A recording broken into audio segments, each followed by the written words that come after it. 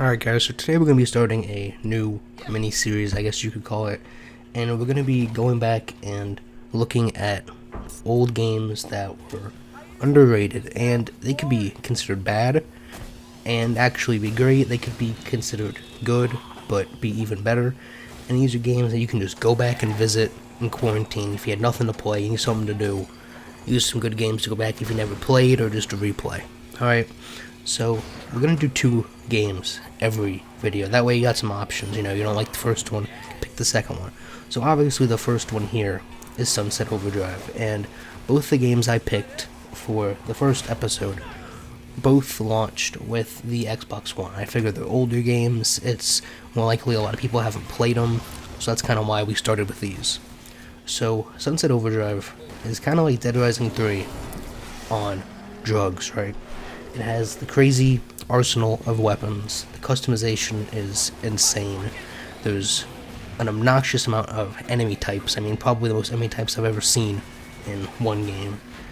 And the story, it's not the greatest thing, but it's kind of just a goofy, fun game to play.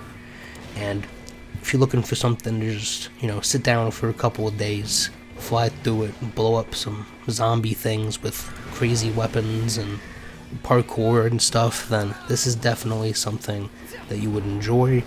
And I'm pretty sure you can get this free on Xbox because the game's 6 years old at this point, and it still looks great for being 6 years old. But so this is the first one. Like I said, this isn't going to be like a full review or anything long. It's just going to be mentioning quick games that if you haven't played or if you don't have something to play, you can go back and revisit. So the next one, we are completely changing gears to Ryse, Son of Rome. So while Sunsetoverdrive was still an early game, I think Ryse might actually be one of the first Xbox One games. I'm pretty sure it was Dead Rising 3 and Ryse were like the first things that launched with Xbox One. And so, like I said, completely changing gears. More gritty, dark violence, but if you like that, I would compare it to Assassin's Creed 3, the earlier Assassin's Creed, where you're kind of just mashing buttons and just absolutely slaughtering everybody. It's not too hard, even if you up the difficulty. It's just fun to slaughter people. The game looks great again, even though it's 6-7 years old.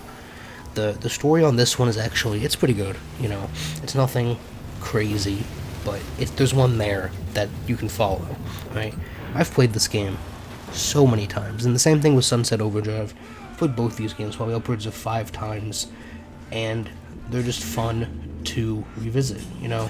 Sunsetoverdrive is funny and just crazy and over the top, and this game is really brutal. Like, just some of the combat, it's not anything, groundbreaking or difficult, but it looks cinematic, and it's just fun to slaughter massive amounts of enemies in this game. Now, at the beginning of the video, I said we were going to talk about underrated games in this series, and you might be thinking that none of these games were considered bad, right? Which is true, as far as I know.